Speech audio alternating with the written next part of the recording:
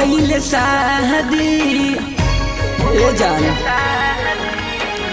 हो गईल शादी कहलू बहरे बादी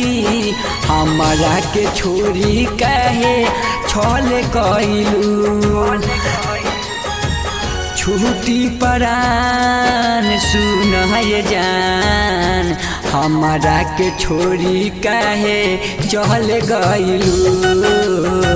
छूटी परान सुन है जान हमारा के छोरी काहे चल गईलू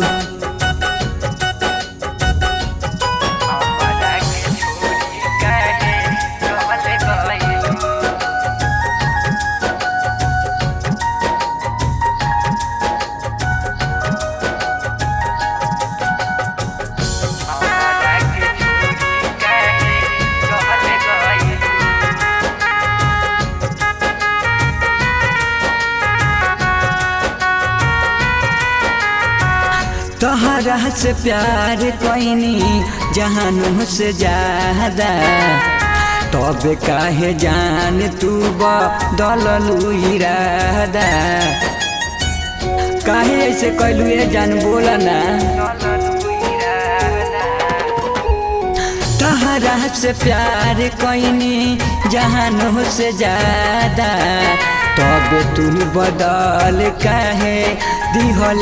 इरादा दोसर के काहे तू पसंद कैलू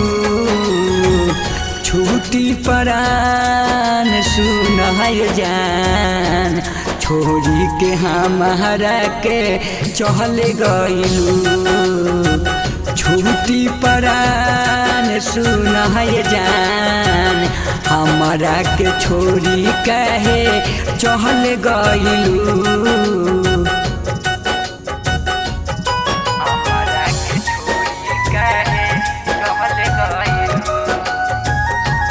अनिरुद्ध रिकॉर्डिंग स्टूडियो हाजीपुर वैशाली।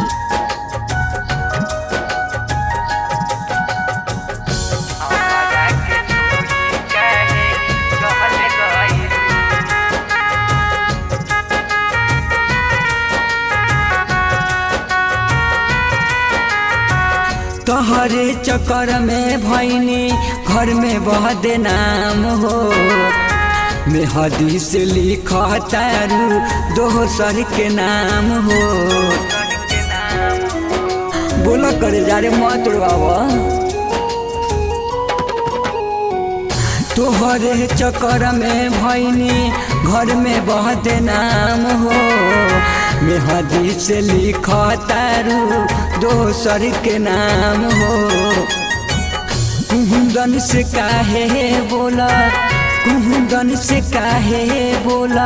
छले कहलू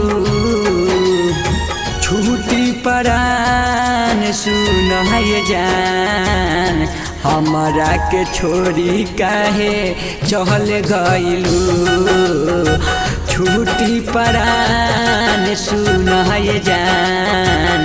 हमारा के छोरी काहे चल गईलू